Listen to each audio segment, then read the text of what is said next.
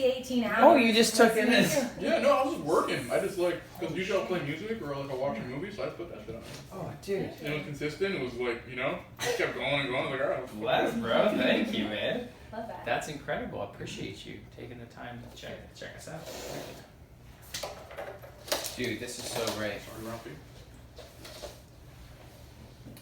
Da-da. Ralphie has attached himself to you now, so. Yeah, no, bro. So not surprised. Yeah, no, the last time we met, Yeah. it was we were there with Boogie, Ugh. and she was getting the majority of my attention. Yeah. Oh, this is So like, he's like, I remember. this is nice. Mm-hmm, right? It's like now I'm like tuned into you guys. Yeah. Yeah. It's like even closer. Yeah. Yeah. Okay, cool. Just talking your voice that we Oh yeah, this is. Because we also get lit a little this bit. is We my- gotta. Yeah, we do. I'm over here, so it goes left, and then you're in the center. Yeah. Yeah. These are always a little bit interesting, so What I'm you gonna hear- leave it up to you. But you can hear, right? Yeah, I can Okay. hear. Yeah. Exactly. Those are Dolph Star headphones. Okay. I love it. Oh my god. Awesome. Your last name is Rowe. ROWE. That's how you say it, though, Rowe. Yeah. Thank you. I just want to make sure that E wasn't. Yeah, no, I get it all the Doing time. anything. Roe, I get it all the time. That's but I thought it was Rowe. Okay, bless. Thank you. Okay. Oh, Ready? do you want to set just an intention? Oh yes, absolutely. Please.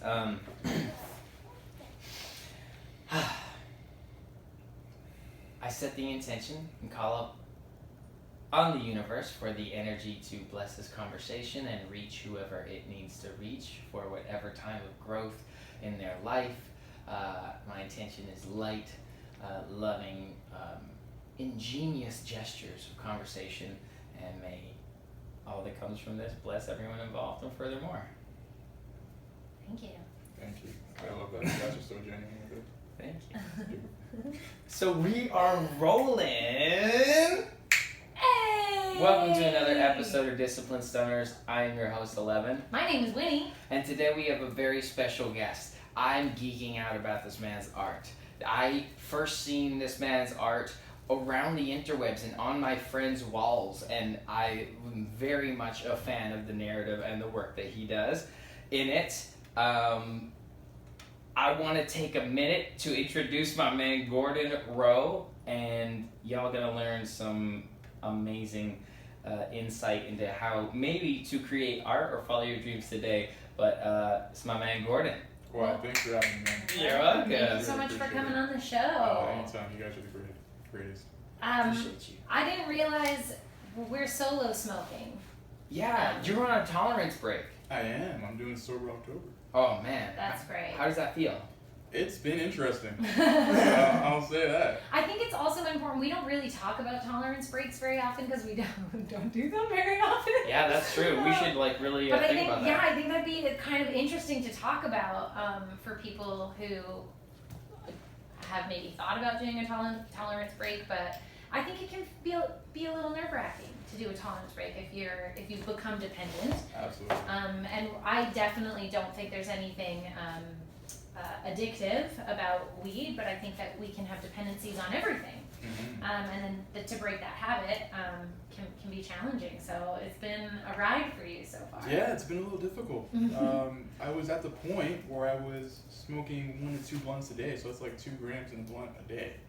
And that's just to be baseline, Yeah. you know? And then I start working, you know? I'd start smoking usually around like 11:30. In the morning, Yeah, and then, and that's a blunt to the fazoo, yes, right off the top. right off the top. Yes, sir. Were you at a place where you were like, nothing else happens before this blunt, or? Oh, no. I had a very set routine of things that I did. It was Okay. kind of just like, Nice. this is how I start my work day. Like I would do, you know, my meditation, my exercise and stuff in the morning before. Oh, And then it's Yes. kind of just like, all right, here we go. Dude, I feel you. It's like the Gatorade to get on the field. Exactly. Like it helps you That's what it zone is. in. That's what it is. Oh, It's man. it's like a boost on that creativity. So when I approach like my artwork, I'm looking through a different lens. So I usually spend a little bit of time beforehand just like to catch myself up where I was and how I was thinking, and then I'd smoke to adjust that thinking. You know, to see it differently, and like then that way I can like, you know, take more risks. So you get going, and then you just like bring yourself some levity Yeah. to like get into flow state. Yeah. How long does it usually take you to get into flow state? on your work, like to tap into the zone? It's not very consistent. Sometimes it doesn't happen. You know? Right, but you show up every day for it. Yeah. You Sometimes, always try. yeah. Sometimes it's real easy. Sometimes like right out the gate, I don't have to do anything. Sometimes I gotta maybe go back to other pieces where I really felt moved by and go in that way, especially when it's work that's not for myself, when I'm working for other people. Right. Or with other people, I should say. And you have some pretty great people and artists that you've created for. I'm very grateful for the people I've been able to work with. I've had amazing experiences. I've had difficult experiences, but I'm grateful for it all. What are some of your favorite artists that you've worked with? Oh my god. If I dive right into the fun, shallow stuff. It's a long list, man. I've been very, very lucky. I'll start with Ziggy Marley. Whoa! Yeah, him and his team, Matt and everybody, and Orly, his wife, amazing communicators. And just, you know, I don't get too many opportunities to really just do my thing. You know, they gave me a lot of room. And yeah, I'm just so grateful. And it's been, like, as a Jamaican, it's been it's been a dream come true. Yeah, dude, It's totally. You know what I mean? It's Jamaican royalty. Like, it doesn't really get any better than that. Dude, that's like me being to make a film for Ray Liotta. Yeah. Or something like like the levity of that. That's so amazing. Yeah. So that's a huge like icon for your bucket list. We gotta rewind because that is so. Like, that's a bit mind-blowing, I think, for myself right now. So just to inform as well, just maybe it's a long, but finish answering your question, but just to inform, like, Gordon is a visual artist. Yeah. And I want to get into how you create it, but I just wanted to say, in which capacity he is a visual artist. Yes. It's such amazing work. But yes. what were you saying? Well, there's a lot going on in my brain, but because you don't just get from, starting to do art to working with Ziggy Marley. Like, there's a journey that happens there, right? So. There's definitely a little dash in there. Yeah. Also, there's a little bit of you took some stairs to get there. So amazing. I do want to go back to the tolerance thing. Is that okay? If we just rewind for a second? Because and it's really exciting, and I think everyone's my personal indulgence of geeking out over Gordon's clients. and also, more. Some of my favorite rappers. It's true. I have a bunch of questions here. So I think my first question is, what is your objective for your tolerance break? Great question. It was more of, I've been trying to challenge myself and say yes to things I normally would not say yes to. So my buddy Safari hit me up. He was just here freestyling like a motherfucker. We freestyled for like 2 hours Yeah, straight. 2.5 hours. Gordon is an amazing fucking DJ, pretty much. I was gonna say pocket play DJ, but that's not. This man thinks like with mad beats that go into like a progression of their own. You get increasingly more like jazzy. I just love the profile that you chose, man. Here, but sorry about Safari. Yeah, so he just hit me up and he's like, "Hey man, me and a couple of my buddies are going to do a Sober October," and he asked me if I wanted to join him. So I was like, you know what? Yeah, why not? It's kind of getting a little ridiculous with the bud. I've been smoking a lot, like just going through ounces like bi-weekly. So I mean, why not? And most of the challenge for me was the fear attached to it. You know, like what would I be like without the inspiration that I get out of smoking? Like, will I be able to create in the same way? Right. Will I have the same level of creativity? Right. So I approached it that way, and also like on a health tip, just like considering, how much like my lungs are taking on with like the blunts, because I don't really smoke joints. I smoke blunts. Oh, word. Just blunts. So that's tobacco. I rolled the Dutchie on our last episode. But you use backwoods? Or? Backwoods. Yeah, backwoods. Like, we fuck with backwoods too. So, it really hits your lungs. Like, I'm very active. I'm very, like, I could do a lot of biking and, I go on long walks. But even then, I wanted to, give my body a chance to recharge and really challenge my mind. So it's like a challenge of the mind and body. Fuck, you just took that on in that capacity. Yeah. And you're almost 2 weeks in. Yeah, it's been rough. Yeah, so have you experienced, I'm sure that you've experienced some challenges. I think when I ever spend a day without, my dreams are often like my Whoa. sleep Yeah, is that out was- of control. That was the biggest thing. Yeah. Like the first couple days, the dreams, and like not being able to stay asleep, Yeah. and then the dreams, the very ridiculously vivid dreams that I was getting hit with. When you stop smoking. Yeah. Yeah, because you don't really do, your with dream state almost the whole time you're awake when you're high all the time. Yeah, honestly, I thought I was dreaming before. Turns Yeah. out I wasn't dreaming. You're experiencing things slightly, I feel like, more out of control when you're not high. Yeah. I've had problems with my dreams. I used to see a sleep therapist when I was a kid. Word. Yeah. Active imagination. Yeah. Oh yeah.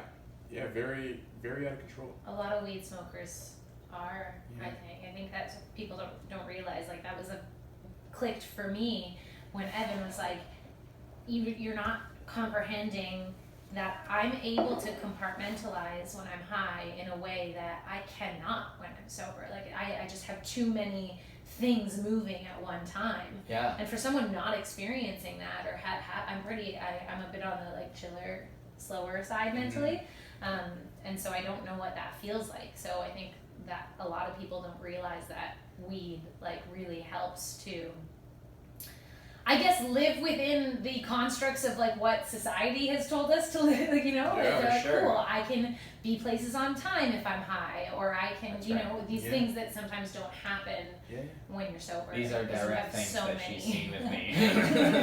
Yeah. Yeah. Yeah.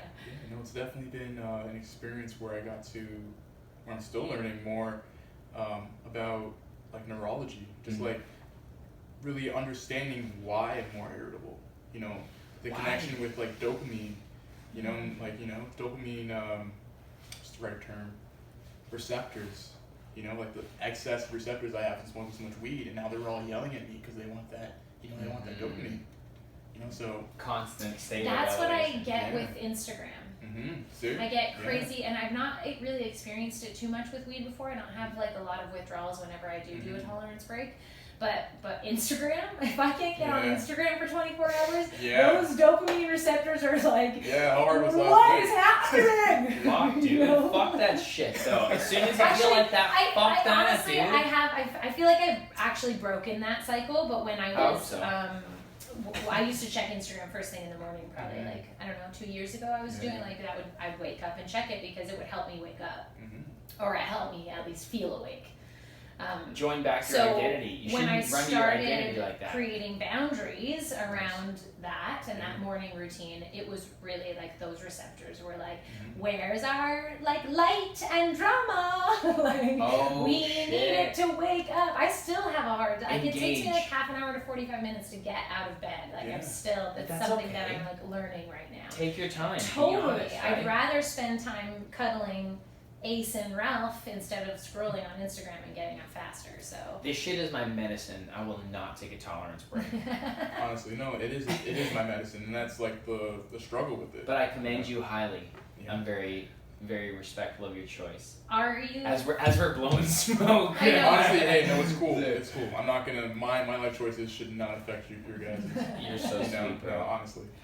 Are you? I was tell gonna us not, about your but then- creativity then. Like you're almost 2 weeks in. Are you feeling like it is affecting you in a way that you might not love? Yeah, but I've had to like take different approaches to getting that creativity. And what are those approaches, if you would like to share? If you could Now these days, part of my process in painting in general, I like to make mood boards. So now I've just been making more mood boards. Even for like if I don't have a painting planned or anything, I'll just make a mood board.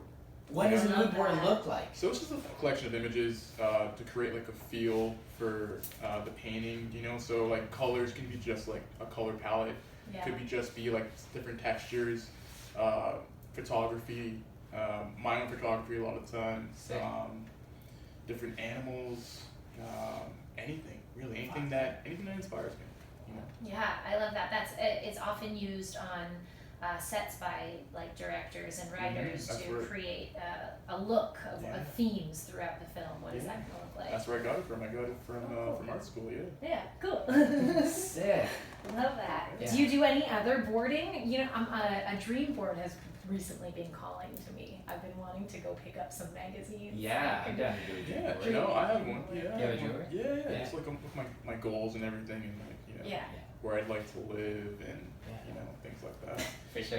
And I've been able to take off some of those things and replace them. So that's always a good feeling. Yeah, bro, it's Yeah. amazing. Fuck yeah. Those are beautiful moments. Yeah. You ever just realize that like one day you like look at the board and you're like, oh yeah, I did that shit. Yeah. Like, I walk around when I travel. Like this is like my travel diary. Like I backpack and I have like maps and stuff in here. I love And I that. was going through it today. I was walking on my way here. I was walking down from Bloor, and I opened it up and I was going through my 2020 goal list. And I was like, oh fuck, I did everything but one of these. That's pretty dope. Shit, dude. Yeah. Well done. Yeah. There's a statistic that writing things down will help you accomplish it. Something like, I think it's 37% more times likely Yeah. to accomplish it. Which seems, that always, You increased by 1/3. 37% is like, oh, like if you just say it out loud, you're like, that's not that much. But in terms of just like helping you That's accomplish 1/3 something, more. That's Yeah. 1/3 more. all you have to do is write it down. Are you kidding me? That's amazing. That's beautiful. When did you? Were you always like that to write things down, or did that come later? I did that as a kid, and then when you were a kid, my family was very, let's just say, intrusive, and then once I realized they were reading it, I just stopped writing. But then shout out to Ron Gilmore. Ron Gilmore is the GOAT, and I was down bad. I was in a really bad time in my life. I was legit at rock bottom, and he lifted me up, and he got me ready again, and making lists, and that really helped me. Yeah, when you have Really someone grateful. point you in the right direction like that. Yeah. I had that experience with someone, and Yeah. like they just like got me to read this book and like changed my life. Mm-hmm. So would you say, would that have been like a turning point for you in terms of moving towards making art a career? No, this was that happened years before. Okay. I had a really great. You want me to tell you guys that story? Yes, Yeah. please. Yeah. All right. So, it's actually a pretty long story. I got to start pretty far back. I think it makes sense. I'll try and streamline. This is it. long form art, bro. I know. Yeah. So good. Yeah. All right. So, out of high school, I didn't really know what I wanted to do. I'd always been an artist. That was kind of something I did since I was a little kid. I used to watch movies and pause in my favorite part and make little comic books. I had like Jurassic Park, like Godzilla vs. Kong, Yes. Indiana Jones, like Raiders, and they're like short 6 to 7 pages, but they're fully colored and like So coming out of high school, I had applied to Queens and U of T for health sciences, majoring kinesiology. Wow. So I was always, into muscles and stuff and working out because of sports and whatnot. But I wasn't 100% sold. It was more of a thing my brother did. He was a personal trainer. And I was, I wanted to be like him because he was one of the successful people in my family. He finished school and everything, and his life going from your kids, beautiful life.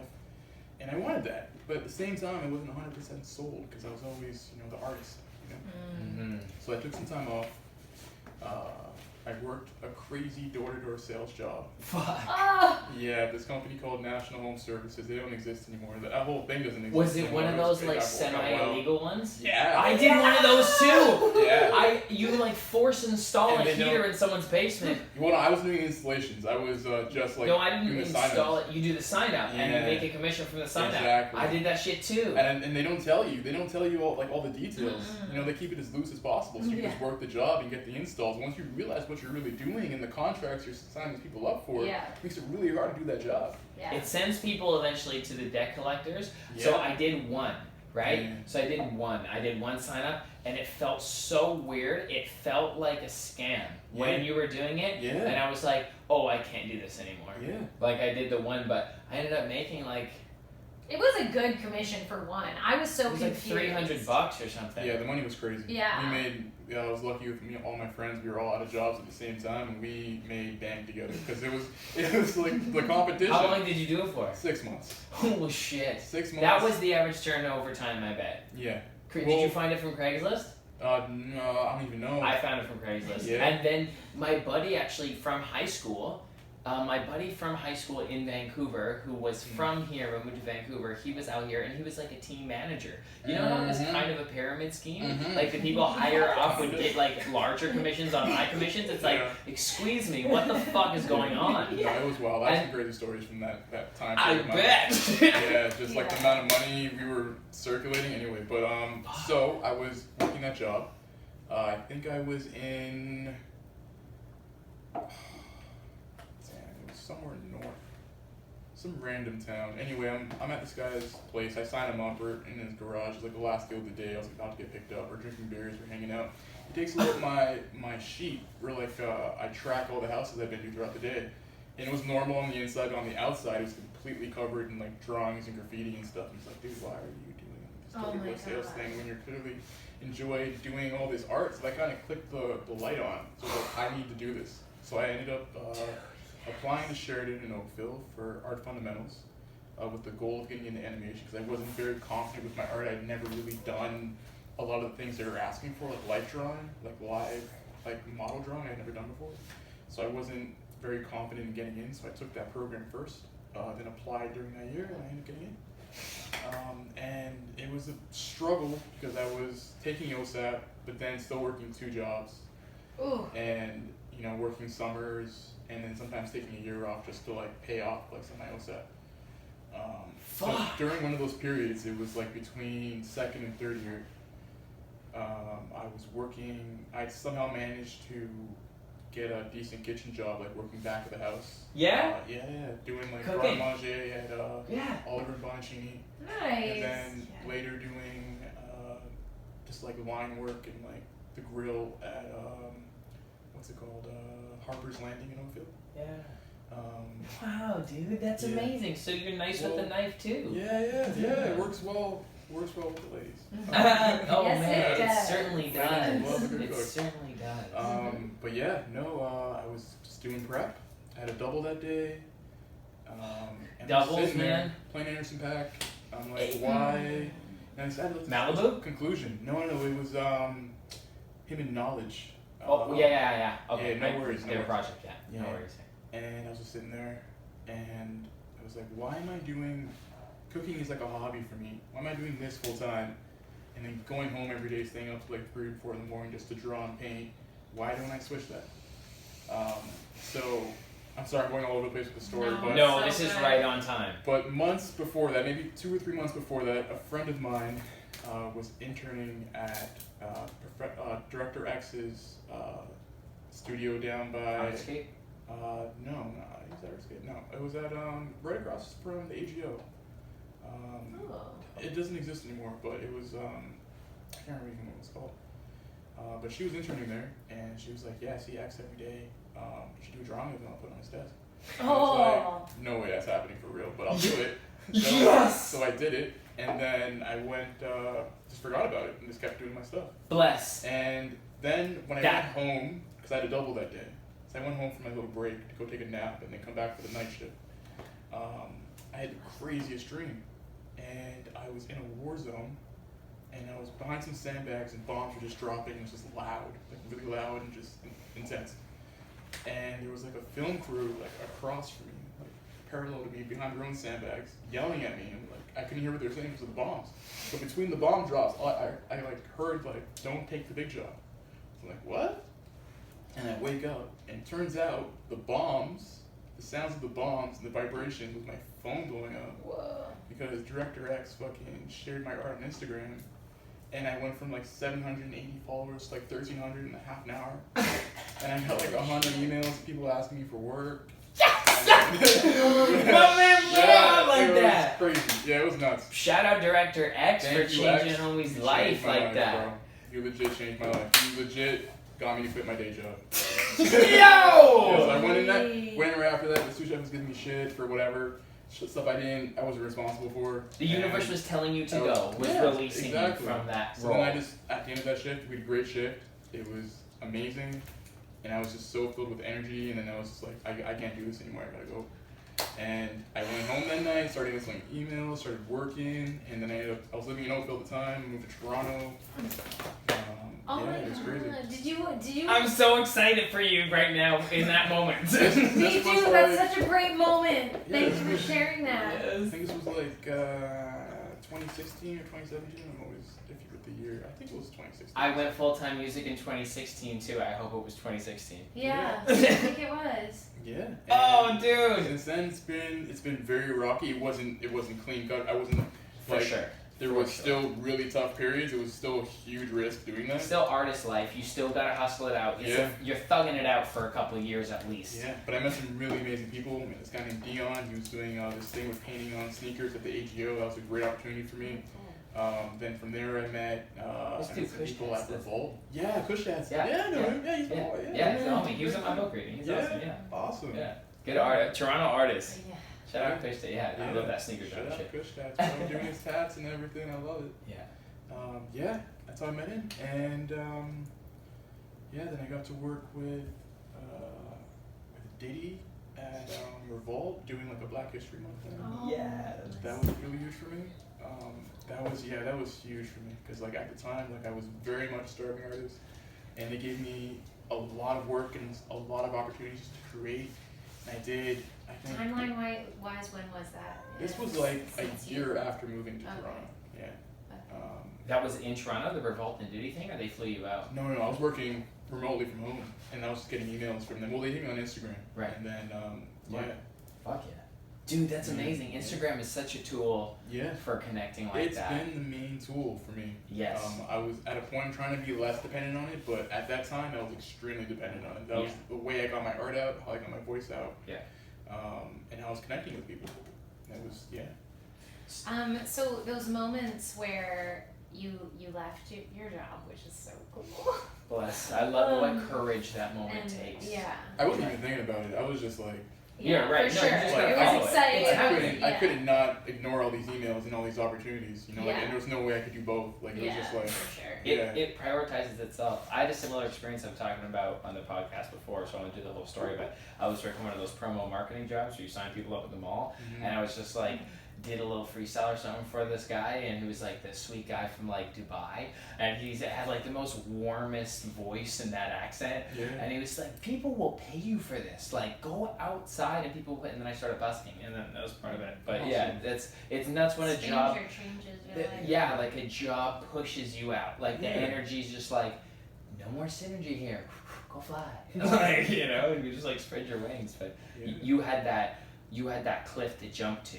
You had like something popping, so you knew when the energy was right, because that moment right there, that's just the fundamental life-changing moment. And me and Winnie have been discussing it a lot, because we're caught between Winnie has some structure to her life, and I am the very fling-flong artist. And then how that fling-flong is a word, look it up. Like it's a mindset.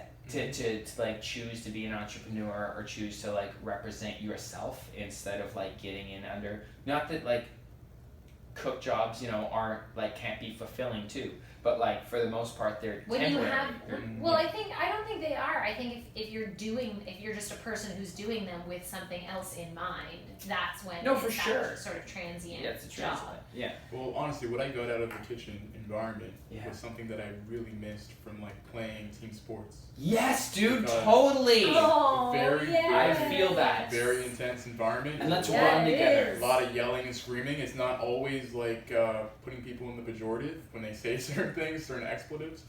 But it's very much like, okay, we gotta get this job. We done. gotta fucking move. Yeah, we got. I know, I love We that got 30 intensity. plates in 10 minutes kind of deal, you know Yeah. what I mean? So, and yeah, the intensity, I loved it. The rush you get, and just when you finish up, after you do Four destroy Caesar the salads run. all day. Let's go. Yeah. I do miss how time passes as a server.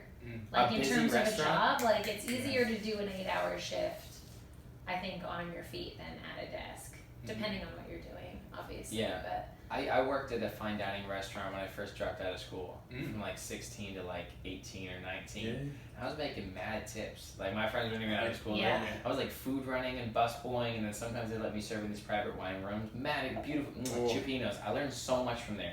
Nice. Intense chef. He loved me because I did impersonation, so he'd take me around the table and like be like, "Who's this like guy with this like curly hair and like who's doing comedy things. So I got down with the chef, but he would tear some people up. Yeah. It's intense. Yeah.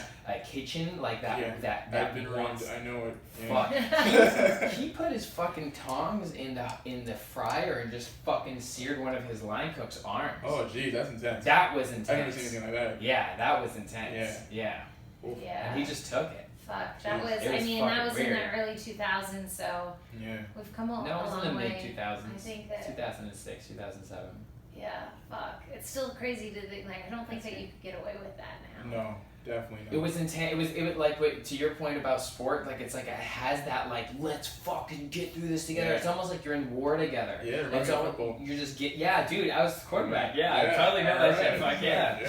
I feel that, and it's like you're all getting your ass kicked together. There's something so like, it's like very, very high vibration about that energy. When Everyone should be in a restaurant. I've always, since I've You served, should work in a restaurant everyone once. in, Yeah. like, it's just a good front experience. of house, back of house, And whatever. it's definitely Just work in a humbling, restaurant like, for a year. no matter what position you're in, it's pretty humbling. You will learn so much too. Yeah, I think, and Absolutely. just a different respect after going through it for Yeah. servers and staff. Winnie in the was a restaurant. server at Boston Pizza.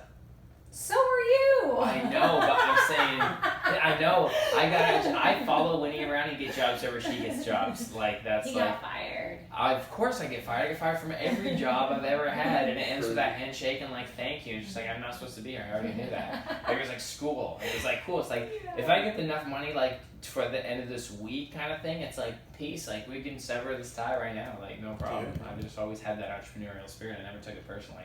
I used to get my hustle on Craigslist though. Yeah. Fuck yeah, because I couldn't hold jobs, so I had to learn how to like get some form of thing. And I was a photographer for a while. Like I was like doing some like different type like whatever like creative services one could provide, or like try and like hustle that out. But it's a mindset though. It is. Yeah. Now I don't know if you still. Did you have something to say? Yeah, no, I have questions. Please So go. back Go to- ahead. Yeah. Okay, so that time between leaving your job and going all in, and then finding some like stability, like don't you think that when you're in a dip as an artist financially, it's very appealing to go get a job? Like it's very Oh yeah. that sort of stability and just like whatever, you're just like, okay, I'll just go do it for a while. Yeah. What stopped? Like, was there A couple things stopped me. Yeah, what stopped you? First was just the idea of being in that position before, like having to have the full-time passion be the part-time hobby. And not wanting to go back to that. Just It hurts. remembering what that was like. Yeah. And then the other part of it was after being in that world for so long, my resume doesn't look too good. You have a huge gap in a period where you're not working, in your regular jobs. You can put all the, the commissions and all the art-related work you've been doing, but that doesn't correlate to most jobs unless it's art-related. And then at the same time, because I ended up doing the freelance route, I didn't finish school. I didn't finish charting animation, so I didn't have that bachelor degree to help me prop me up to get, animated and like studio-related jobs. Yeah. At like a creative agency or a marketing firm or something like that, because they'd be looking for that sort of. Yeah, shit. that happened later. I am with an agency now. But Oh, that, good. Yeah, that happened recently actually. Because they recognize your talent without the credentials. Yes. Fuck yeah. Well, honestly, I have Dreamville and Earth Gang to thank for that. To be 100% honest. Yo! Shout out Dreamville. Shout out Dreamville. And Earth Gang. And Earth Gang, Olu and Ian, and the management. Sorry, I don't know what these are. I don't Please. think. All right, so Dreamville, Earth Gang. J. Cole. Yeah, Dreamville, J. Cole, Earth Gang, crew out of Atlanta, Georgia. Very cool Gotcha. group. Very Very- fucking innovative. Very cool eclectic. Music. Yes. Very creative. And Ian like is such a good rapper. I fucking love the way he approaches his rhymes. people in LA were showing me this. That's how I Yeah, like just okay. like 2 years ago. Yeah, Sweet. they're dope. They're dope. Yeah, They're they're super so dope. good. Yeah. Okay, so you have them to thank. Yeah, he did. Yeah, they after doing the album artwork for their first album, Mirrorland, Shit. That opened the door for me. That not only did it get me a lot of work, it just got me, it gave me attention, and it gave me, it was almost like a cosign in a way. Yeah. So. Oh, for sure it is. It's crazy that the world has to work that way, but a lot of the time people don't look at you until someone else, gives you the thumbs up. Yeah. Hundo P. So, I have them to thank for the agency position that I have right now. Sick. And when did that happen? What's that? So, What's that in the timeline? So Mirrorland happened 2019. Okay. So. That's a whole thing. But it came out September 6, 2019. And shortly after that, I actually wasn't really doing much.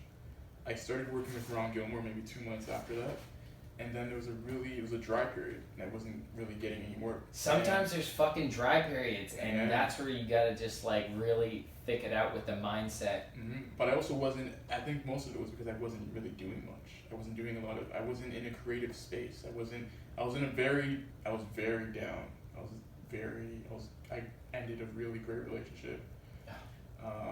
And it was my fault. I'll take responsibility for that. Wow. And I was just like in a really low place, and I wasn't creating in the same way I was. Yeah. And then I couldn't sleep one night. I remember like looking at my phone, it was like 3:13, and I was like, I can keep waiting or I can do something. So I started cold calling every art agency in the world. I think I got to like 79 different agencies from around the world. Yes. And I was just like cold emailing them, and maybe like 20 emails in, I was like, maybe I start personalizing these. So I started like going in and looking up like the heads of each agency, yes, writing them personal emails. And dude, 4 a.m. on that LinkedIn dive, just fucking extrapolating as much data as you can incorporate. I got that LinkedIn free 1 month, and yes, better get in that research right now. Yeah. You can cancel by the end of the month. Yeah, I went ham, and like 10 o'clock rolled around, and I had applied to all these agencies, and maybe 3 days later, I didn't get any replies, any real replies. I got replies from people like, oh yeah, we'll check you out, and never heard from them again. Yeah. But then one actually replied to set up like an interview. Fuck. And I went to this coffee shop downtown. I went to the Jimmy's Coffee right by the AGO. The one that's a little north of the AGO on whatever the street is. Dundas? North of Dundas. Okay. Yeah. It's like right next to that Krispy Kreme. You know that Krispy Kreme is? Yes. Yeah. Yes. So I went in there. Yes. And sat in the back. Did the interview. It went amazing. And I couldn't believe what they were telling me. I was like, oh, for real? You guys actually wanted me? Oh. It was cool. And then, but then nothing happened with them for months. But then I started getting work, and I put my all into it. And then eventually, through them, the Ziggy Marley project rolled around. Yes. And then, it's been. So they showed Ziggy Marley you? Well, no. He found me on Instagram. Through them? No. He found me on Instagram. Oh, so Ziggy found you? Yeah, and then he was attracted. Looked me up on just like Googled my name, and the first thing that came up was the Shannon Associates, page from the agency. So he went through them. Sick. Yeah. Oh, so it's nice to have representation sometimes. Oh, it really helps. It really, really helps. I've never been in a position before then where I was in a position to say no to things. That's been such a great That was thing my for other career question. because artist liberation. Yeah, because when you're in that starving artist life, you don't have you can't say no. You can't say no. Even if you really don't vibe with what they're asking you to do, or you don't want to do what they're asking you to do, you can't say no. You got to do it. But now, if you don't want to lose the gig. Yeah, but now with the agency, they've been so great. The whole team. Yay. So great. I've been able to work on some really cool things, some of which I can't talk about on the podcast right now because it's not out yet. That's okay. But we'll see. Yeah, really grateful for Gail and Tammy and everybody. For, That's sick. Just getting me stuff and doing their thing. They're really good at what they do. Shout out. And I don't shout them out enough, and I should. Yeah. That's good. I mean, hey, I think it's a mutually beneficial relationship. So. Yeah, it's definitely Simon, you're the best. Thank you. Shout out Simon. Fuck yeah. Yeah. Dude. Yeah, but answer the question. Well, no, Okay. that did answer my question. My other question was gonna be when you first you said you woke up after your nap to like 100 people requesting Yeah. work Yeah. from you. So I was gonna ask you if you did all of those. A lot of them, no, I got to as many as I could. I Yeah. still think there's some in there that I haven't gotten to. Yeah. But just life happens, you know? Like Yeah. one opportunity led to another. And I got through a lot of them. But at the same time, a lot of them, they were, I don't want to say below, well, yeah, they were below my asking. Yeah. So they were like smaller jobs, smaller, Yeah. situations. So they gotta prioritize themselves. Yeah, I as had to such. prioritize, I had to go with the big fish, Yeah. just to make it worth it. And there was quite a bit of big fish in there, which was nice. Amazing. Yes, Yeah, blessed. Yeah, that's Yeah. sweet. That's as there should be. Yeah. Fuck yeah. So how does it work like when a big label like Shady or something like reaches out to you, or does like the artist know of you and bring you on? Like did that happen through the agency? No, like you're talking about Grip, right? Yeah. Yeah, so no, working with Grip was just through Instagram like a lot of my other jobs. Yes, dude. And I think the reason he reached out to me was because of the kind of artwork I was putting out at the time. Yeah. So like I was saying, I was in a very like low place after, really before and after working with Earth Gang. And during that time, I was putting out very honest work, but work that was really honest to me, and it did like put a lot of people off because I feel like, especially on Instagram, That's art though. They yeah, perceive it how they want. yeah. But I feel like on Instagram, there's like people gravitate to a lot of like positive, good vibes, things of that nature. They don't always want to hear. And it this- kind of perpetuates a lot of like toxic positivity. Yeah. Not to say that being positive isn't good. It's absolutely necessary, but a lot of time you don't see the other side of things. You can't be scared of the dark. You can't cover it up. Like you just Yeah. like, express it as well. You can't fake the funk. Yeah, exactly. Like really, like be present. Yeah. So, Yeah. and for me, art has always been from day one, like a way for me to express how I feel. So, when I was a kid, a lot of the time I should probably say, I have a lot of siblings. I have a big family, and they're How many? way older. It's a crazy situation, crazy Okay. story. But I have 4 sisters and 3 brothers. Oh, word. So Yeah. you're one of 8. I am 8. You are 8. You were the 8. You were the baby. Yeah. Okay. Oh shit. A baby of a big family. Yeah, so very turbulent. We didn't really have a lot of funds and things were stressful all the time. But I had a great childhood. I won't say I didn't have a good childhood. But there was a lot of times where I was alone, and the way I would express myself was through my art. Yes. So even to this day, when it's a part of me, like I wouldn't be able to do, even if I was doing something else. If I was doing woodworking or something, I'd still stay up at night just to draw because I Yeah. need that. That shit's mandatory. Yes. Yes. When yeah. you're addicted and obsessed. It's worse than an obsession. It's like I it's feel absolutely you. mandatory. I can't not do it. I feel you. Yeah. So during that time, I was really, digging in and just pulling all the filth out and just putting it on paper. Fuck You know what I mean? yes. Because I had to. Fuck yes. It's cleansing. Yeah. So I think he saw that period. There was a whole period of maybe like almost half a year of me doing that kind of work. And I think he gravitated towards that because it really spoke to the theme of his album. I love what you did with it. Like I seen it and didn't know it was you first and liked it. Yeah. Like conceptually, like I sold my soul for this, and then he's Yeah. looking at himself like in the Yeah. the vanity mirror, if you will, Mhm. like backstage kind of thing, and it's like, oh, but I'm a skeleton. It's like I'm dead, and it's like fuck, like Yeah. that. No wonder it's like Bat has the shady fucking cosign because it's like that is kind of like I sold my soul for this, like Yeah. that. Giving into the darkness is like it can be so liberating. Yeah. Yeah, I Yeah. feel like you like showed that concept in such a way. How did that happen? Like Well, that's what he wanted, and then I just gave him what he wanted. so that was just like him. He told you the title, and then Yeah, no, he gave me the whole concept. He gave me 2. There was 2 different versions of the idea. One was like the skeleton on the stage, kind of like covered in roses, and then backstage, like him before the show, like him about to go on. So I went with the later one, the latter version, because I'm a very visual thinker. So when he told me those things, I saw that first. Yeah. And like I could visualize the first idea, but that other idea was like this one has something I haven't done before, and I was just really down to do it.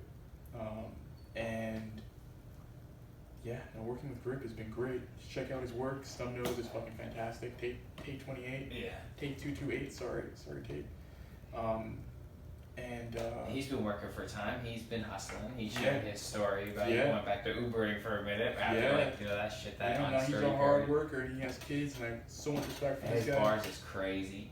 Yeah. Crazy. It's a really good album. Like, a lot of people it's haven't really top to given it. bottom it. Yeah, it's a great album. It is. It's His very storytelling diverse, is fucking nuts. very alternative. A lot of it's alternative music and a lot of hip hop and really honest bars. That dude can rap his I ass was off. very surprised because I was thinking, so usually I get like a couple tracks beforehand just so I get an idea of how the album's gonna feel. But he didn't give me anything, so I had to wait till it came out. Oh shit! That shit fits mad I good. fucking bought that shit, and yeah, that shit's fucking fire.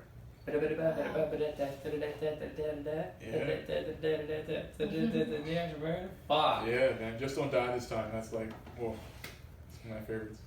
Were Dude, you that's so great. so you talked about kind of having that great experience, but being down. We'll call it for a lack of. a Oh, better word. I was very depressed. I was extreme. I've had problems with depression my whole life. Okay. So. Okay. Me too. Yeah. So yeah, in between those times, were you becoming aware of like this destructive state that you were in and doing something about it, or were you sort of just like floating through that until you came out on the other side? Because I know like my own experience can be both. Yeah, no, I was very aware. It's like it's been like a very turbulent cycle of not being able to love myself and not being able to really just basically see any value in myself. Just based on the way that men have been, well, the idea of being a man, especially in my family, not very good relationship with my father for any of my siblings. So the idea of going from a boy to a man is more than just, going into adulthood. It's like, it's almost like changing the idea of who they can be. Yeah. You know what I mean? And that for me was really hard because as soon as I started getting older, I started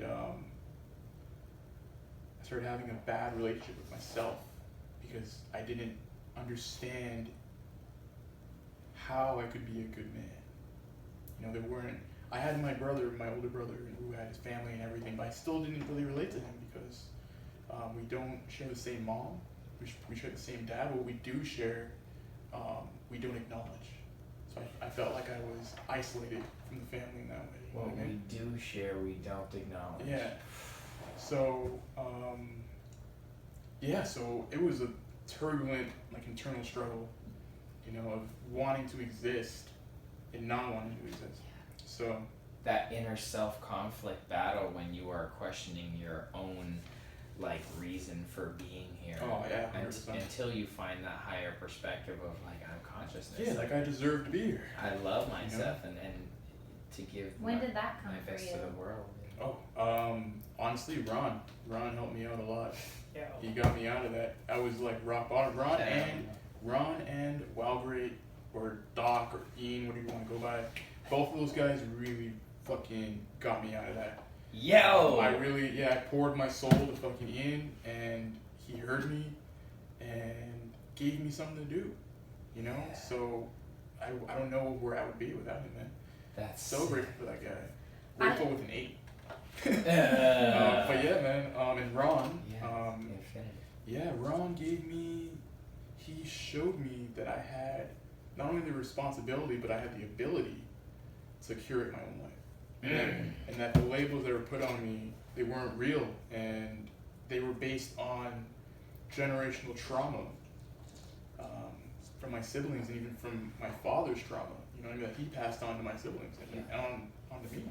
And that's a deep vibrational thing. Yeah. If it doesn't detach yourself to your thoughts and your perception of your reality and identity and the weight that you carry moving forward, it's a vibrational resonance that literally your first introduction to this world you were introduced to. Yeah. It's one of the first things that you meet in this dimension. So it's like you have this thick layer of something on you that it's like Yeah. try to wrestle it off and it snaps Yeah. back on Yeah, sometimes. shout out to Humble, it's the great unlearning. Hey, yeah. Yeah. Yeah. Did you have a moment where you were like, fuck, I love myself? Yeah, well, I mean, it was crazy because I was approaching that place before I got in this relationship, and then I lost it. Ooh, So then I had interesting. then I had to kind of find it again afterwards, and I didn't really have that moment where I was like, oh, I love myself. It was kind of just, it kind of happened over time. And I just- Gradual. yeah, as soon as I started loving myself. Yeah. You know, I never actually really said it like out loud, but I just started doing things and like making patterns in my day to day that like was in a way like showing love to myself. Yeah, you have to take the time for you. Yeah. Yeah, it's like that's what I was saying. It's so much a mindset. Like for an artist to go full time, we know that there's like a couple artists listed who definitely want to make that jump, and like that's so helpful to know that like it's scary still all the way through. Like it's like it does happen, but it's still like scary because your world isn't just changing of like where you spend your time. It's like changing how you talk to yourself, how you value yourself, how you present yourself, like how like and like you. I was shown that I was valuable by someone else first before I believed it. Yeah. And it's so hard, I think, to sometimes hear that you are valuable even at first, because you're like, oh, is this like, am I like getting lost in my ego or prideful? Like, it's like, where's the limit on that? Like, it's just it's strange like that a it's fraud even. Yeah, like it's strange that it's not encouraged more to like be your best self. Like I started like I try and call like my male friends like kings. Like yo king, like you know, just like I want you to be the best. I'm gonna visualize you as the best version of you, and so, you know, like your homies did that there for you, and like they put in, of course, they're giving you like the projects and stuff, like and the focus and stuff, but also the time to listen. That's huge. So. I mean, you can give that gift by listening. Too. Absolutely. And we have like tools now that I don't know if any of us knew when we were growing up that we could implement, right? So like That's the other thing, I think a lot of us did get that outer validation and built on from that. But I think with like spending time with yourself, like that's our energetic reset that we're doing right now is literally just 30 minutes a day of spending time with yourself in different ways. Like you start to make habits out of giving yourself the time to do stuff. And when you sit and listen to yourself and your own body, you can begin to identify what is needed to continue this sort of self-love relationship and build upon that. So I think it's super noteworthy to say that you don't need to get it from someone else, but like we were all lucky enough to have that, and then build from there, I think. And there's this interesting thing about, like you slightly mentioned the cosign, like someone established in your industry, whether it be art or whether it be anything, restaurants, doesn't matter, like whatever you like kind of believe in, being seen by someone that has accomplished some stuff that you like, you know, admire is so helpful. Like I was like Humble who introduced us, like it meant a lot to me to be seen by him as an artist. You know, as that someone who makes great stuff. And that's what I was gonna say. I think that like there's the start of that. Yeah. And that never, it's like the more people you collaborate with and create for and with, it's like that's the motherfucking world. That's the juice. Like being able to create with people who like you respect is like one of the greatest feelings in the world. Like I don't you can't replace that with money. Like that doesn't exist when you sell your time.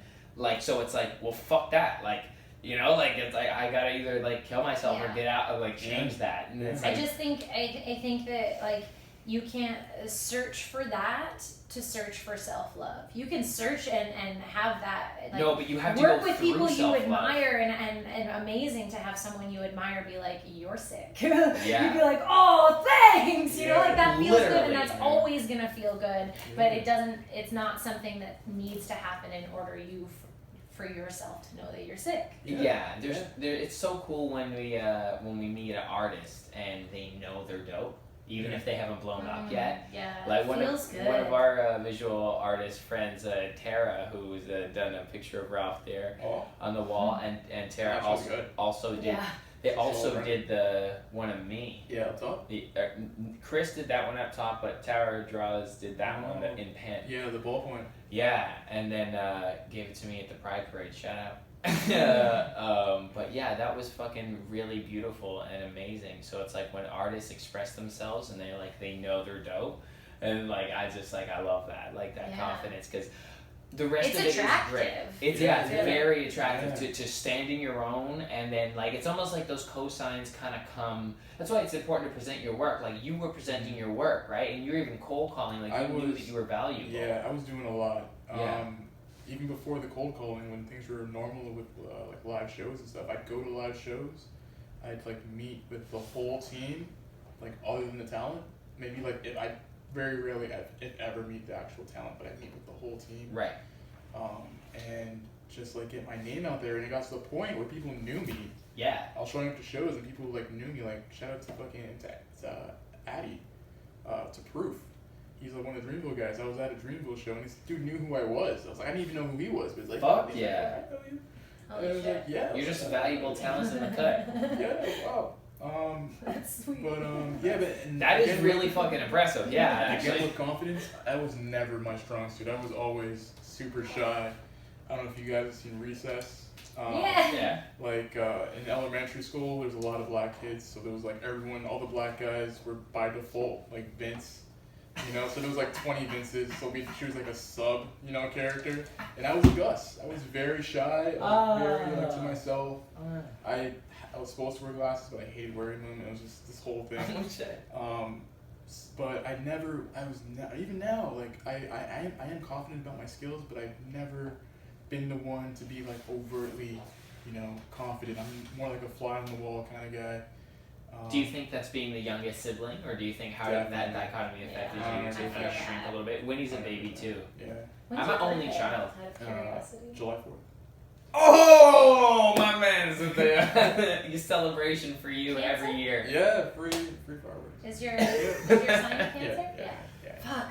I feel So much like sensitive love from cancers. Mm-hmm. Like I like. Not only are you a wonderful vibe as a person, but also it like connects a lot of dots in terms of cancer. It's like you're like feeling approach to the world is like so valuable as an artist. Yeah, and it's hard because like the whole artist world is in a way very ego-centered. It's and like they think their identity is their product. Exactly. Right. So it is. You almost have to be. Especially for the ones who are really putting their soul out, into their work. There's a lot of stuff that I do. Yeah. So in a way to keep myself centered. I don't know if you know this Maya Angelou quote. It's an amazing interview with Maya Angelou and Dave Chappelle. You should probably watch. If you haven't seen it. Oh yeah. Yeah. So I've watched that. yeah, you should definitely watch that. Yes. It's great. We'll watch it again. Yeah, and she says, in terms of when Dave asks her, like, how do you take all these accolades and all this praise? And she says, you can't pick it up and you can't put it down. So to say that you can't take the praise and you can't take the negativity. And if you just take the praise, that's just pure ego.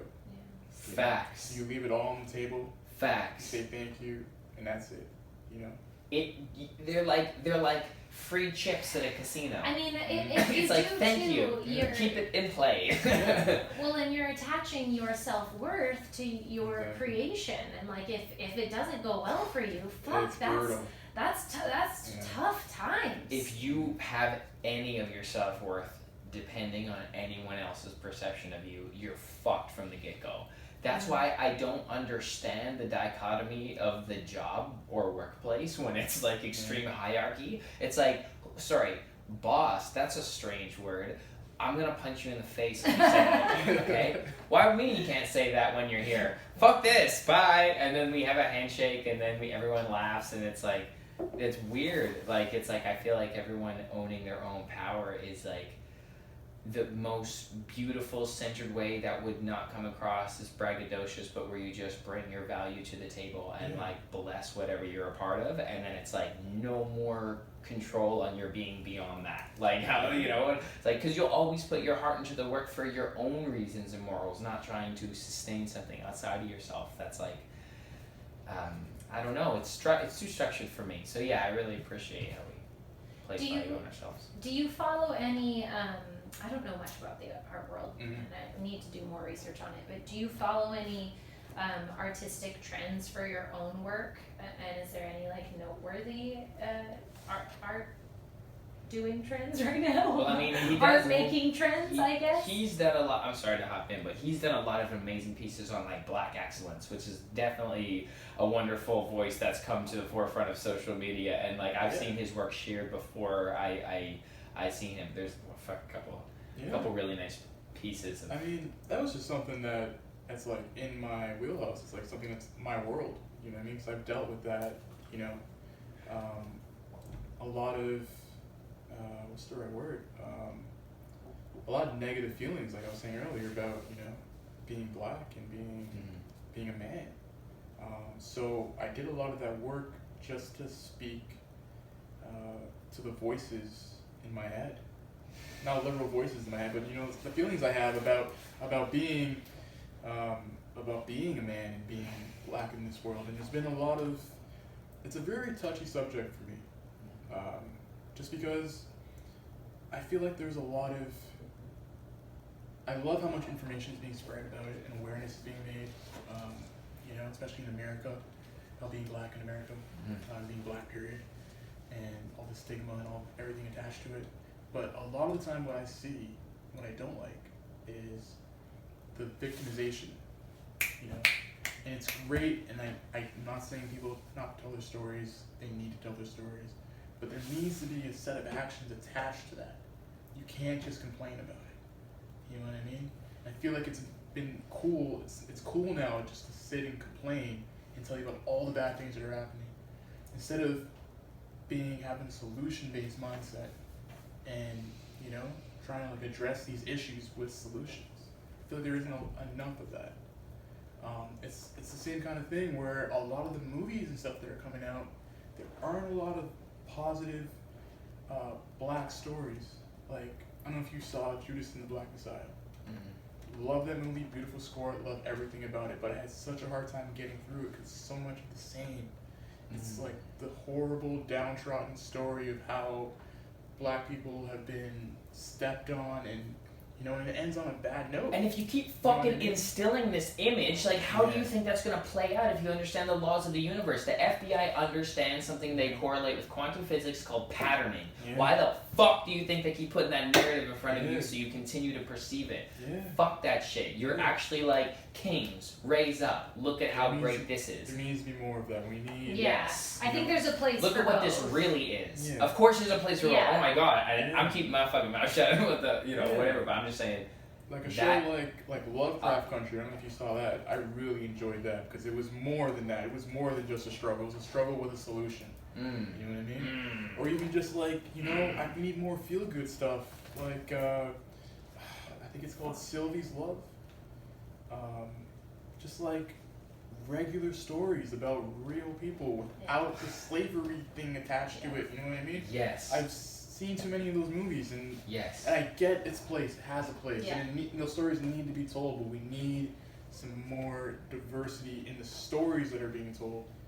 You know, 1000%. I love that so much. And you give people the opportunity to channel their inner, where everyone has like an inner mansion in their mind, right? So whether you like it or not, you've been made a certain form in this dimension, and you have biases in your head based on experiences you've had and knowledge that you've been taught sometimes. And your navigation in the real world depends very much on how you feel about topics as they come through. And if, as you were saying, they attach a very dark narrative to like that blurb of energy in your head, right? If it's one of the top 3 things that comes up about that thing, And if that's not screaming with like pride and goodness, there's a problem there. Yeah. So we need the opportunity to replace and refigure these energetic blurbs in our head about shit.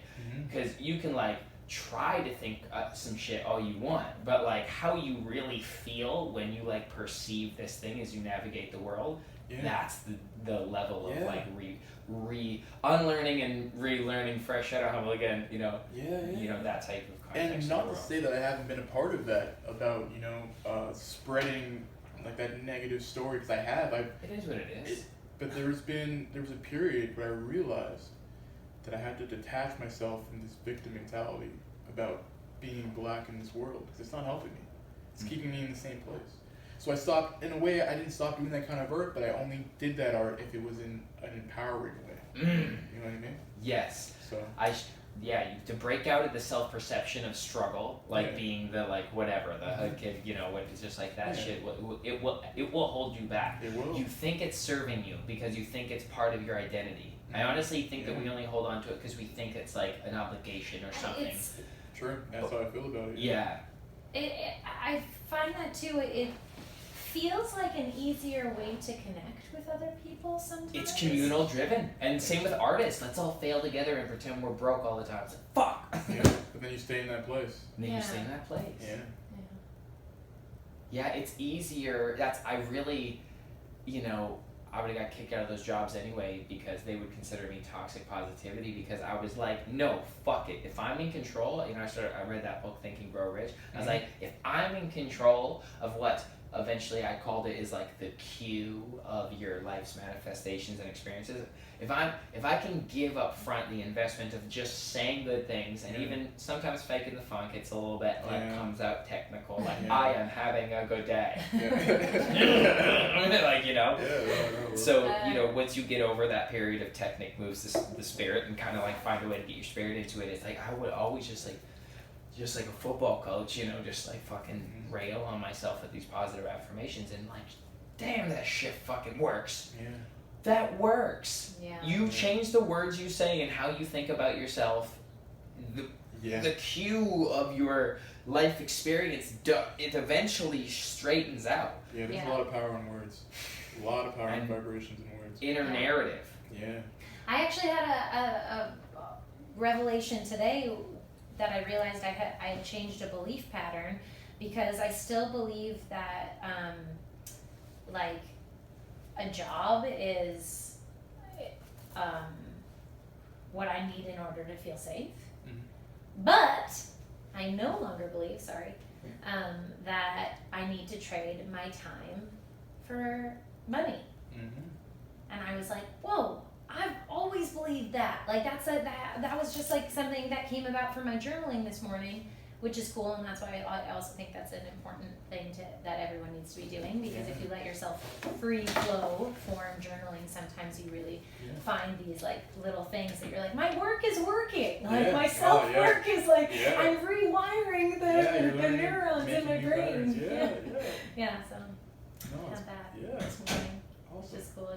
And it takes time. I think one of the things that people don't really understand when you're on the other side of it, when you're on the side of like, wow, I've developed these patterns and like I'm feeling really good, and even if I'm in a funk now, I know how to climb out of it without like spending days in depression, which I've done, I'm sure that you've done, struggling with it.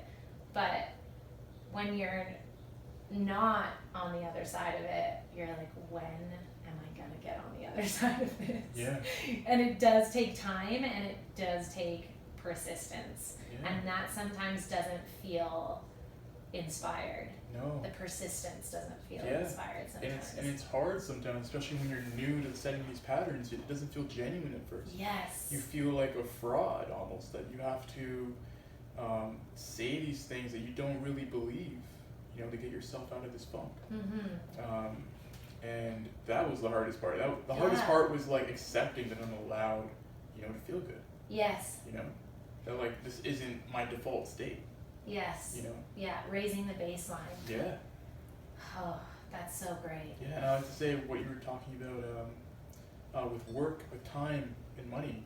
I feel like after COVID, a lot of people woke up from that. after they got so much time on their hands, and a lot of people were put in positions where they weren't, necessarily downtrodden, but they were making less money, but they weren't struggling. Yeah. They could Yes. depend on EI and be okay. So then they kind of looked at, how well is my job treating me? Totally. How valuable is this, like, in regards to the rest of the time I have to give? Yeah. And like, do I need this job? A lot of people are just dropping their jobs and doing things that are more meaningful to them. Totally. Yeah. That's going to be part of the collective raise in vibration Oh, evolution yeah. is people really spending their time in a way that is fruitful to them, because it's tough when you I mean I have a really good job. And I remember those days when I didn't have a really good job. So, it's I think that a collective awakening is in the works right now. Well, And it's going to be interesting to see how that unfolds. Sort of be that guy that dives in, but we're talking about the freedom that artists and people who made their side hobby hustle a primary business during COVID. Yeah, we were Yeah. getting into that. Yeah, because that was like, I love to see that. I love the surprise and shock on people's face when they're like, people like me for what I actually am? Yeah. That's such good news. I could Or- just be me for real forever and not even feel tired. Or Like, the like work's I not can- even work. Yeah. Yeah, and I can actually do it for the first time, because when you're held in a job and Right. you're taking care of your lower chakras of that, safety, a roof over our head, food in my mouth, like all of those things, and especially if Effortlessly. you have dependents that you're also taking care of, that's even more like you really have to Yeah, find so that it's, balance. So for the first time, people were taken care of. That's part of the reason why I love this idea of universal basic income, because I For think that sure, dude. people will show up for themselves when they're taken care of and can move past their first three chakras into their heart, into their throat, like all of these creative things that you don't necessarily access when you're worried about your safety. That's why our workshop is based around like the chakras and ascending through that. When he wrote like 7 beautiful meditations, one of which we did this morning, we'll send it to you if you like. I would love the it. root chakra one. Yeah. And I was just like, whoa, my gosh, it's like perspectives were clicking and I was like releasing, and it was just so good. And it's like, without doing that, I couldn't come up to the heart and live there sustainably. Like, it's, No, I you can't. look forward You to get like getting there. moments. Yeah, little breakthroughs and stuff, but that's like, Takes it's not time. really getting in like the sustainable flow of it. So Yeah. it feels so nice just to like ascend, and like having your bases covered and your needs met, and like maybe even fucking saving something. Wow, what a crazy idea for an artist. Like, you know what I mean? Yeah. Like, to even begin to start from where I came from, to begin to start to teach myself financial literacy, I had to like shut up all of the horrible trap syndrome impulses that I have and still have some, and the self-worth and escapism, and like that's such a fucked thing already. It's like, does school really care for you? They don't teach you about your taxes or anything. Like, they don't teach us Any how to life make money or do skills. anything. Like, Yeah. are you fucking assholes trying to indoctrinate me or what? And it's like, I have never been a part of the average status quo. I've always loved to be the different odd one. So when it came to like changing my like self-perception of how I look at myself, that jump that people made during COVID over 6 months took me like fucking even like 3 years. Like, even already feeling like an outcast, it's like how to like go full time with something. Like, I don't know, I always seem to circle back to that, but I find that a fascinating subject for how to balance like work life and art and like self-love, I guess, too. I don't know the answer to that yet. I think we do. I think we've uncovered it. Fuck yeah. What's your favorite piece that you've made? Oh, I don't You think I can't do have favorites. one, man. I mean, because for me, it's not the end of the piece that I love. It's like a part in the middle. There's like crazy thing when I totally know what you mean. I met some new people the other night watching the Tyson Fury game, and I was talking about work and stuff and about like experiences, and they asked me what was my favorite what was my favorite piece, and I told them what I'm about to tell you guys. It was like, I don't have that, because I don't get the fulfillment out of the finished product. You're the seller, not the not the buyer. Yeah. Well, no, not You're even the that. creator. Not even that. Like my fulfillment comes at the point where I finally feel like it's not a sketch anymore and it's starting to become a painting. Like when it's like, ever watch like The Emperor's New Groove, like Kronk, like oh, it's all coming together. Yes, dude. You know, that's my favorite part. Like that moment. That's, I know where, what like, you mean.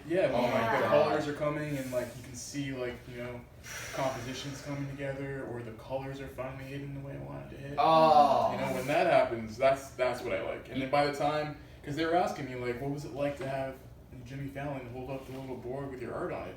And it was like, at that point, honestly, I was thinking about the next job. I'd already been fulfilled like months prior when I was doing the work. Yes. Like, I wasn't even like, you know, I didn't really even enjoy that moment that much. It was really cool. But at the same time, I was funny? like, fuck, what am I going to do? Like, you know, like, what's the next thing? Yeah. This entity that we listen to beautiful. called Abraham Hicks says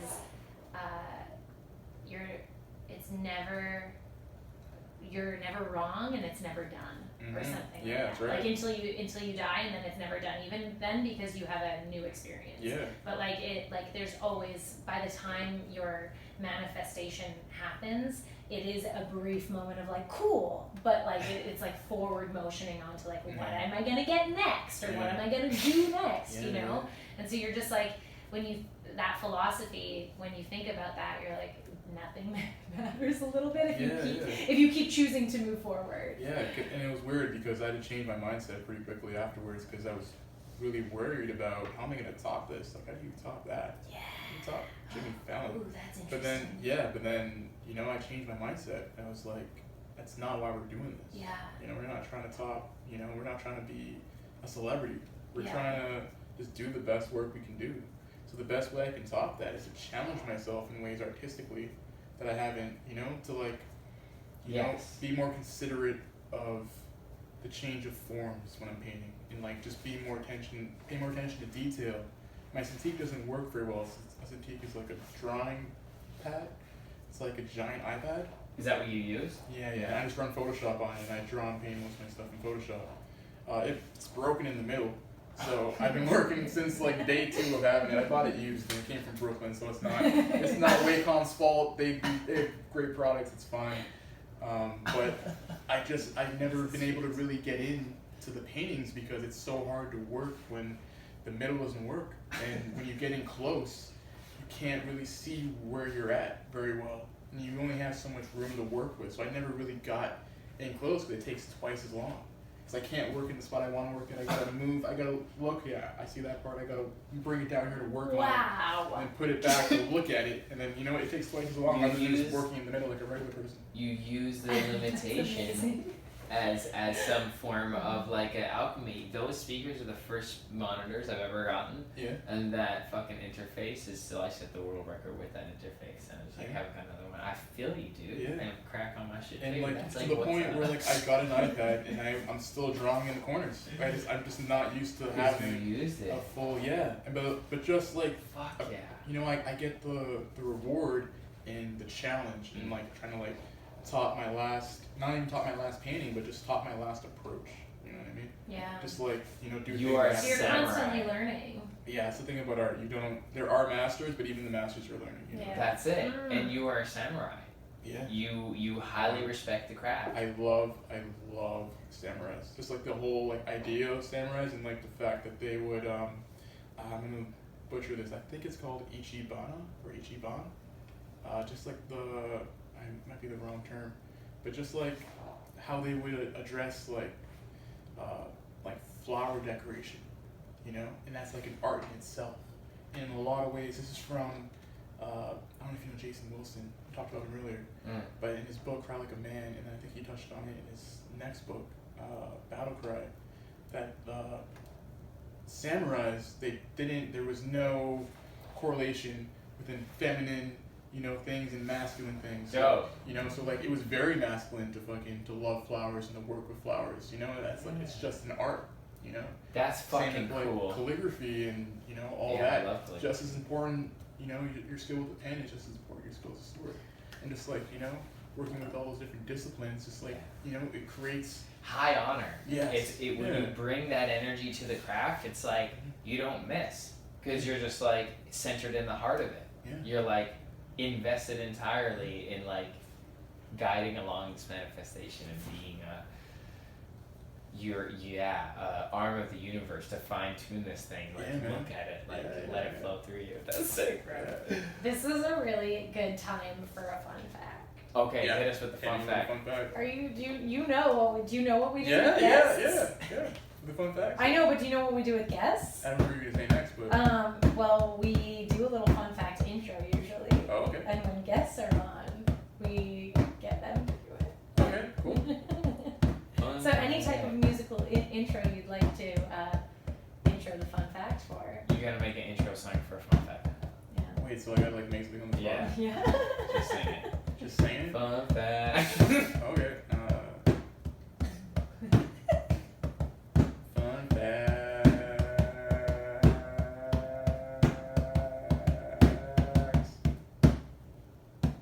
Fun facts. Yes. That's perfect. Okay. Sorry, if I had like some more prep, I would have like. No, that's the that's fun a big part. collabo. That's what we want to do. I think we may have done this before, but I think it's appropriate for now. Cool. Art used to be an Olympic event. I didn't know that. Holy shit. It's very The fun. Olympics wasn't always about abs and doping scandals. The founder of the modern games, the Baron Pierre de Coubertin, was enamored with the idea of the true Olympian being a talented artist and sports person. Thanks to him, between 1912 and 1948, medals were given out for sporting-inspired masterpieces of architecture, music, painting, sculpture, and literature.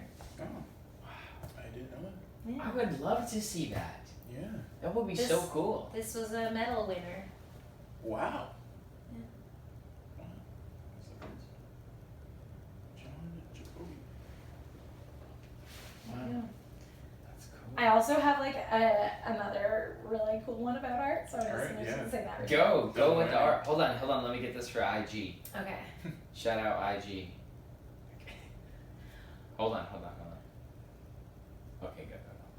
Artist Willard Wiggin once inhaled his own work. Wiggins' works are microsculptures, so tiny they must be viewed through a microscope. Oh, jeez. In creating his art, Wiggin has to slow his heartbeat and work between pulses. Wow. The work he inhaled was Alice from Alice in Wonderland, but apparently she was even remade better. Wow. So she literally went down the rabbit That's hole. one of those works. Oh, wow. There's like tiny, Holy. 9 tiny Yeah, camels. that takes like crazy precision. Yeah, like That's it's great. What the fuck? What did he use to even make that? I don't know what you would use to have it seen under a microscope. Like that's so tiny. In Granville Island in Vancouver, they used to sell your name on a grain of rice. Wow. That was pretty crazy. There was an Yeah, artist I that would do remember it there. that. It was Yeah. like this, like talk about like finding like a deep sense of zen and stillness. Yeah, It was like totally. literally like a craft master man. That's And great. he was just like how do you don't even move that time. This Okay. has been such a good conversation. Dude, I'm so grateful that you came and shared Honestly, your I'm so dude. grateful for you guys. Man, love, dude. Thank you This so is- much for your you guys are insight and your amazing. vulnerability. But we got to do a speed round because it is a fun aspect that I do, So Alright. yeah, I love that. and we got to pull something too. Alright, Okay. let's go. Speed Okay. round. Speed round. Just say the first thing that comes to your mind if you can. Alright, go. Favorites. Stoner moment Stoner moment.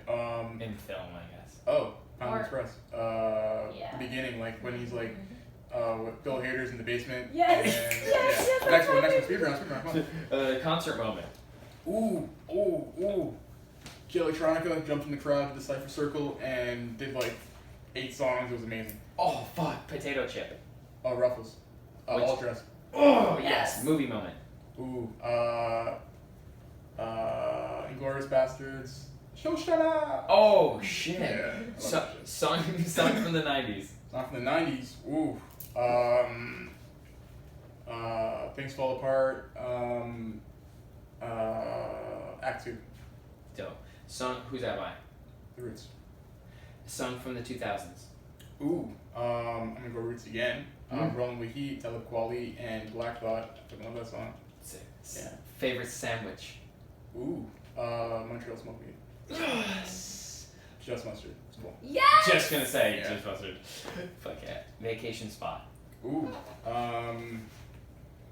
Honestly, I haven't been to too many places, but and I don't really do vacations well. I can't sit still. But the times I've backpacked Jamaica were a lot of fun. Yes. Yeah, we love Jamaica. Place you've ever created.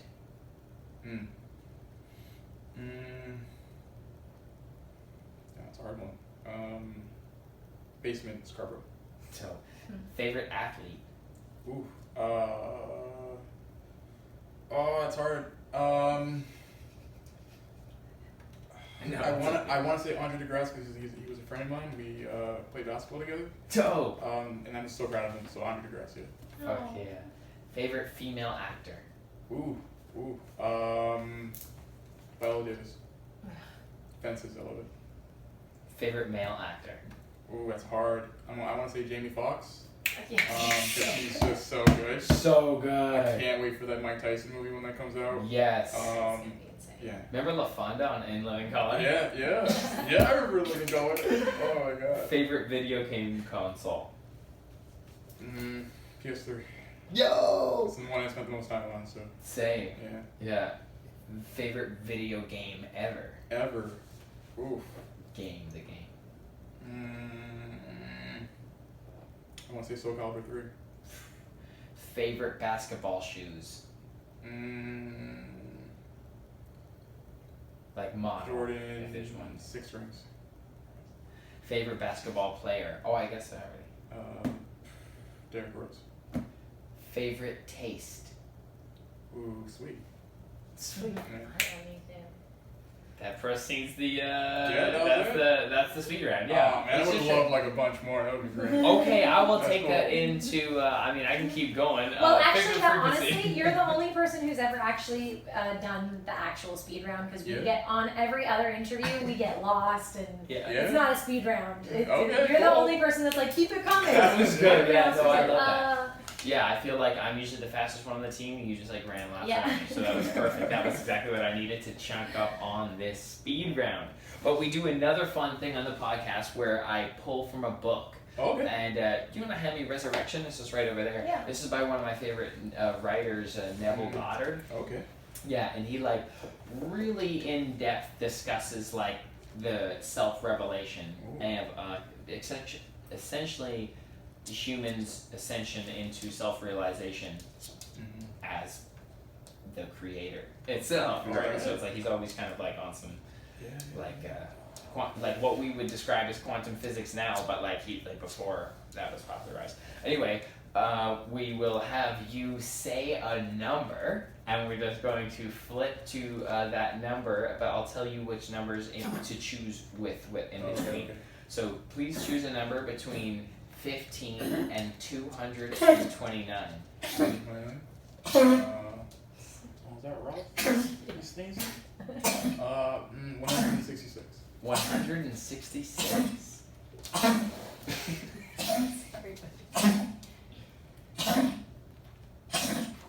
Oh, Ralphie. It's a big one.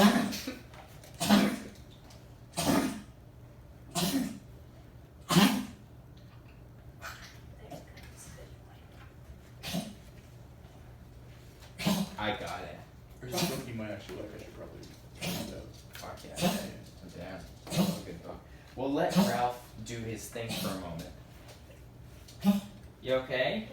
Actually, might be a good time for a bathroom break. Yeah, let's do that right before. Go ahead. Please. There we go. Natural. Great combo. We got page 166 ready to go. So good. Oh my god. We've been chatting forever. I know. So great.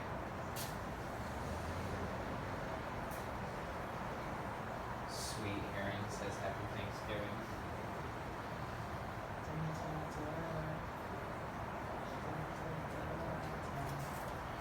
Some Thanksgiving calls. Yeah, I know, yeah. I was like, it's Canadian Thanksgiving.